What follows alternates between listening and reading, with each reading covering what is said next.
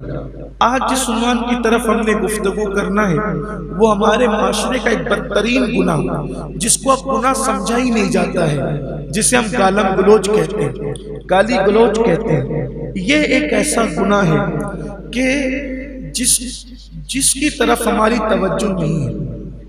بچہ سماج کا گالی دے رہا ہے، سماج کے بڑے بھی گالی دے رہے ہیں، بڑے بوڑھے بھی گالی دے رہے ہیں، اور اب تو گالی کو لوگ برا سمجھتے ہی نہیں۔ گالی کیا چیز ہے؟ گالی جو آج سے 1450 سال پہلے گالی دی جاتی تھی، وہ کون سی گالی ہے؟ پہلے میں وہ بتا دوں آپ کو۔ گالی کسے کہتے ہیں؟ یعنی کسی کو کہنا کہ تیری ماں ایسی، اس کو آر دلانا ماں پر سے کہ تیری ماں ایسی۔ جیسے مثال کے طور پہ اس دور میں عورتیں ختنہ کرتی تھی تو کوئی کسی کو کہتا تھا تو ختنہ کرنے والی کا بیٹا ہے، یہ گالی تھی اس دور کی۔ آج کے دور کی جو لیٹسٹ گالیاں ہیں، نئی گالیاں، اس کا تو تصور ہی نہیں تھا۔ تو اب جتنی بھی حدیثیں میں بیان کروں گا، وہ کہ جتنا بھی عذاب بیان ہوگا گالی پر کس پر ہوگا؟ وہ جو اس دور کی گالیاں ہیں۔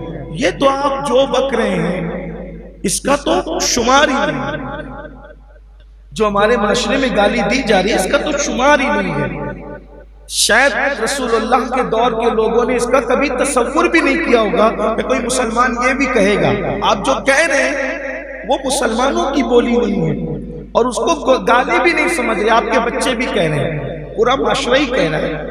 الیاذ باللہ، یہ کافر لوگ دیتے تھے جو گالیاں، بلکہ کافر بھی نہیں دیتے تھے اس دور کے، جو آپ اور ہم گالیاں آج ہمارے سماج میں رائج ہیں۔ اللہ رحم و کرم فرمائے۔ تو گالی کس کو کہتے تھے اس دور میں؟ کہ اے ختنہ کرنے والی کے بیٹے آؤ، اے ختنہ کرنے والی کی اولاد، یہ گالی تھی اس دور۔